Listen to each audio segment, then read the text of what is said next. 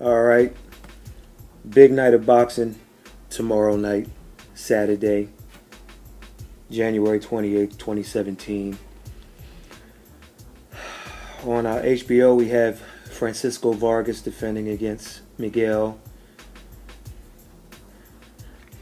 Berchel. And then on Showtime, we have a title fight co-feature. We got Dejan Zlaticanin defending against Mikey Garcia. So Mikey Garcia is going to see if he can get back on the map after, almost 3 years off. He came back. He got a win against a solid opponent, and this is another one, another solid opponent that a lot of people, they're not sure about this one. I tell you one thing, if Mikey is anything like, if he's the Mikey Garcia that he was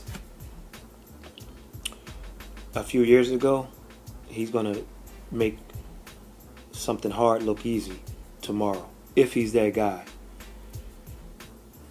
No disrespect to Zlaticanin, but Mikey Garcia was on his way to being a top 3 or 4 pound for pound guy before his contract problems with another promoter. Now, but this video is about the main event tomorrow between champion, the Jackal, Carl Frampton, and Leo Santa Cruz. So the weigh-in just took place a little while ago, and Frampton came in at 125 pounds. Leo came in at 125 pounds. Leo actually looked good. Didn't look drained. Carl, it's tough to tell because of his pale skin, but I think he's fine also. He came in there chewing his gum. And speaking of, let me go back to the Mikey Garcia thing. I sense something is going on with his weight. It might not catch up to him tomorrow, and I could be reading too much into it, but I just didn't like what I saw on the scale. And I'm not talking about his physique. I'm talking about more so his body language. Okay, and I'll leave a stream of the Frampton, Santa Cruz, and Zlaticanin Garcia weigh-in. I'll put it at the bottom of this video. So they both weighed in at 125 pounds, and I tell you what, St. Paddy's Day isn't until Golovkin versus Jacobs, but the Irish fans were in the house at the weigh-in tonight at the MGM. And not to say that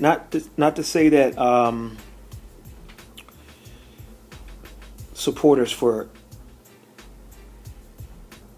Santa Cruz weren't there. They were loud too, but boy, man, those Irish, boy, I tell you. So Carl Frampton is the champion, 23 wins, 0 losses, 14 knockouts. And Leo Santa Cruz, the guy he won the WBA featherweight title from, is 32 wins, 1 loss, 1 draw, 18 knockouts. So this isn't going to be a big time breakdown. I will do a Golovkin Jacobs and a Canelo versus Junior breakdown in the next week and a half to 2 weeks, maybe next week for one of them, and then later that week or the following week for the other. So let me make this one quick. So what does Santa Cruz have to do? I think he needs to jump on Frampton when there's some dead spots or dead moments in the action. Don't let Frampton rest. Don't take time off. Another thing Santa Cruz needs to do is use his jab.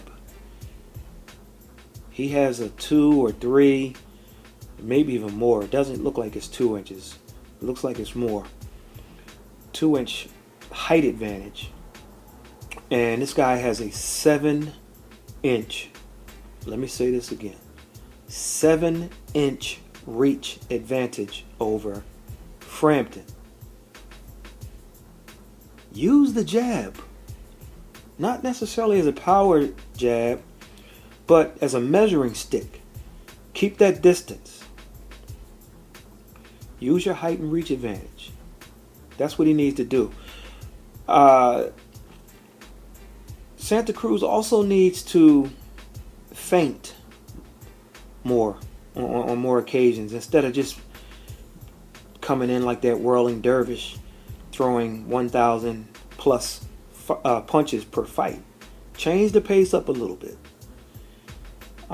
Carl Frampton is strong and he has leverage, and he's one of the few guys in Leo's career, if not the only guy, who he can't push around, he can't bully. Santa Cruz is a very good body puncher too. He needs to work that body. You're good at it, so use it more. Now let me jump to Frampton. So you ask, how can a little guy who's given up 2 or more inches in height and also has a 7-inch reach disadvantage, how'd he do it? How'd he beat Santa Cruz? Well, Frampton has unmatched footwork, and that carried him through in the first fight. He just, his footwork is superior, and is superior to Santa Cruz's. He also was the better jabber because he's crafty enough to understand that this guy has a big time reach advantage on me, so let me use timing on my jab. And he was able to time Santa Cruz, who needs to mix it up, so he can't get timed. I like to see Frampton get in and get out a little quicker. There were moments where he kind of got caught on the end of Leo's shots, and Leo, that the judges saw that and they scored that. Frampton's also a good body puncher, just as Leo is. If you want to stop Leo's ferocious output, start going to the body.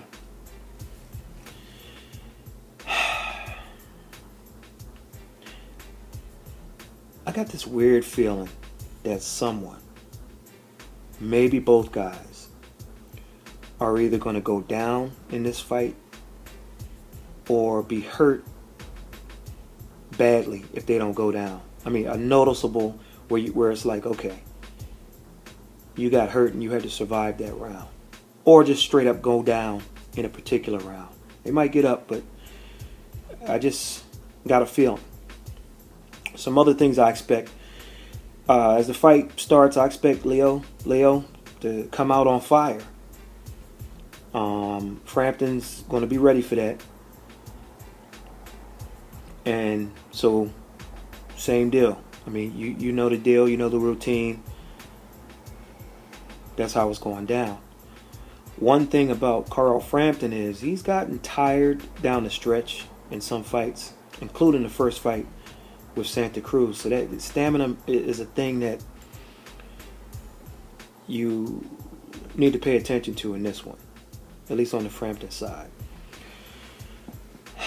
I think there's some mental things going on with both guys. I'll start with Santa Cruz. All during the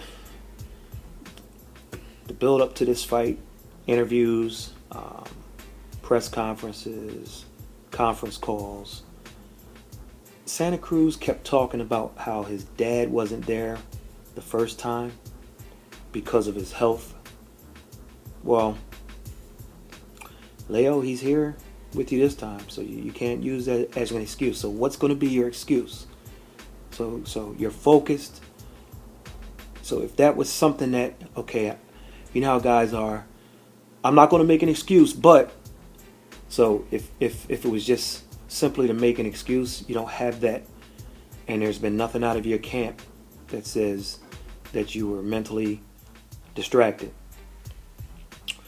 With Frampton on the mental side, either this guy is, excuse me, either Frampton is overconfident coming into this one, or he knows something that we don't. I'm betting on the latter. He's talking about winning bigger, throwing harder shots, and how Leo isn't going to do anything differently. If you listen to the conference call, to the interviews, to the press conferences, as a matter of fact, because there's been a couple, it doesn't sound like Frampton has extreme confidence. He's sounding overconfident. Pay attention to it. Nevertheless, I'm going to go with Frampton in this one. I think he's going to try to send a message. And so is Leo. They're both going to try to send messages. But in doing so, I see Leo getting caught with a big shot. Okay. Neither guy has a big knockout rate. But I just think someone's going down in this fight, if not both people. And or extremely hurt. Now, they may recover, whoever goes down, or if it's both guys, they might recover, but I just see somebody getting hurt. So, I'm going to go with Carl the Jackal Frampton by unanimous decision, or by a surprising, you heard it here, a surprising late stoppage. I think he's the better fighter. I mean, Leo has it going on. Don't get me wrong. And then he also, Santa Cruz is talking about, and I don't know if it's a mind game or if it's something. He is talking about, if I lose this one, I'm considering retirement. Now, I'm hoping that's just a ploy, and that he doesn't mean it, because when you put things in your mind sometimes, now that I think about this, it's just coming to my head, it can do things to you. So there's a fear that the judging may go a certain way and we'll have a bad decision and consequently a trilogy. I thought that leading up to this, you have a guy from another country who comes to your home country, beat you soundly in my opinion, and takes your belt, and you say, I'd sure love a rematch. I'd really love a rematch on the West Coast. I don't know anything about New York. This is my first time here, so on and so forth. Once again, it's an excuse. Okay, well, you think Frampton's from New York? I mean, so, and what happens? You don't go and fight in his country and make more than you would make for this fight. No, you don't do that. You come back, rematch the guy, and fight him even closer to his hometown with some judges and a referee who some have raised suspicion about.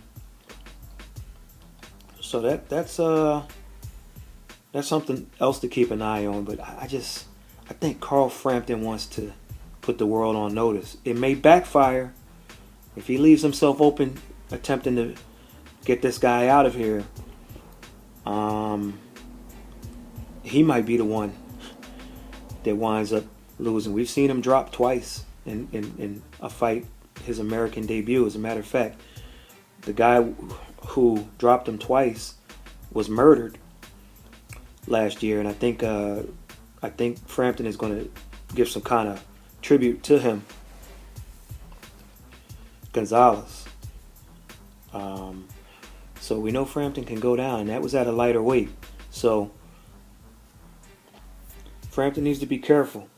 However, when I'm talking about him hurting Santa Cruz and maybe getting a late stoppage, it's off of a counter punch because Santa Cruz says, okay, if this thing is close, I need to step on the accelerator and I need to do more and come at him harder. And in doing so, there may be an opening. Even if it's not, I believe there will be enough openings that Frampton will expose. I think Frampton is going to be on the money defensively.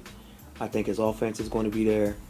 And I'll take him by unanimous decision or by a surprise late stoppage.